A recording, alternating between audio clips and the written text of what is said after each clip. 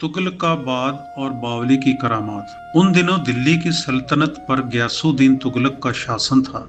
सुल्तान ने अपनी राजधानी के लिए एक नया अभेद किला बनवाने का निश्चय किया। तुगलकाबाद यह किला विशाल पहाड़ी चट्टानों पर बन रहा था और इसके निर्माण के लिए दिल्ली भर से हजारों मजदूर, कारीगर और श्रमिक बुलाए गए थे।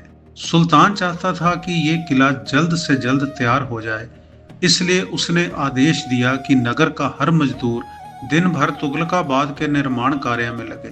उसी समय हजरत निजामुद्दीन औलिया अपनी खानकाह के पास एक बावली सीढ़ीदार जल कुंड बनवा रहे थे, ताकि दूर दूर से आने वाले फकीर, दरवेश और गरीब लोग उस पानी का उपयोग कर सकें। ये बावली गरीबों और जरूरतमंदों की सेवा के लिए बनाई जा रही थी। कहा जाता है कि गयासुद्दीन तुगलक और निजामुद्दीन औलिया के बीच पहले से ही एक अनकहा तनाव था। सुल्तान को यह पसंद नहीं आया कि जनता किले के निर्माण से ज्यादा औलिया की बावली में रुचि दिखा रही है। कुछ कथाओं के अनुसार सुल्तान के दरबारियों ने भी उसे भड़काया कि निजामुद्दीन औलिया की बढ़ती लोकप्रियता राज सत्ता के लिए खतरा बन सकती है। इसी ईर्ष्या और असुरक्षा में सुल्तान ने एक कठोर फरमान जारी किया।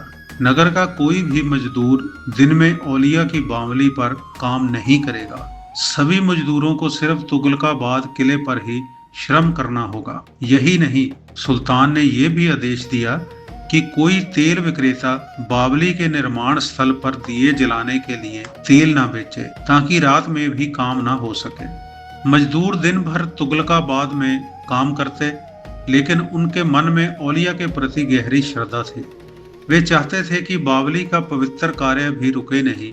इसलिए उन्होंने एक युक्ति निकाली। दिन का काम पूरा करने के बाद जब सुल्तान के सिपाही निगरानी छोड़ देते, तो मजदूर चुपचाप बावली की ओर आ जाते और रात में उसका निर्माण कार्य करते। पर समस्या ये थी कि सुल्तान ने तेल की बिक्री पर भी रोक लगा दी थी, जिससे रात के अंधेरे में दिए जलाना असंभव हो गया था। बिना रोशनी के गहरी खुदाई और चनाई का काम करना बेहद कठिन था। यहीं से इस कथा का सबसे चमत्कारी हिस्सा शुरू होता है। कहा जाता है कि जब मजदूर निराश होकर औलिया के पास पहुंचे और उन्हें अपनी परेशानी बताई, तो निजामुद्दीन औलिया ने शांत भाव से मुस्कुराते हुए कहा, तुम बावली पर जाओ और मिट्टी के दियों में पानी भर दो। जहाँ तेल नहीं है वहाँ खुदा की रोशनी होगी। मजदूरों ने विश्वास के साथ ऐसा ही किया।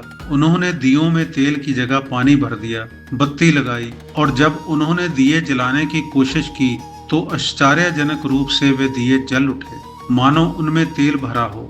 वह रोशनी पूरी रात बिना बुझे जलती रही और मजदूरों ने बावली का काम निर्विघ्न रूप से पूरा किया।